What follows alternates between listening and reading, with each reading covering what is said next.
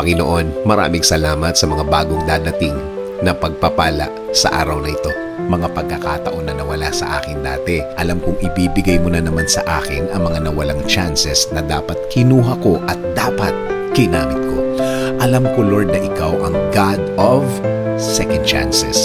Ikaw ang Diyos na laging nagbibigay ng pangalawang pagkakataon dahil nakikita mo ang aming mga puso.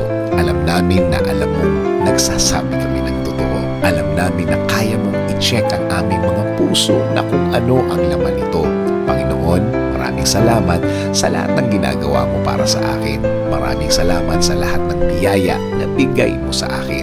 Maraming salamat dahil alam kong tutulungan mo na naman ako. Alam kong hindi ako mabibigo sa aking mga prayers today, Lord. Alam kong aayusin mo na ang aking buhay ngayon. Alam kong darating na ang mga solusyon sa aking mga problema ngayon. At alam kong kapag sa'yo nanggaling ang solusyon, hindi na ito manganganak pa o madaragdagan pa ng mga problema ulit. In Jesus' name I pray. Amen.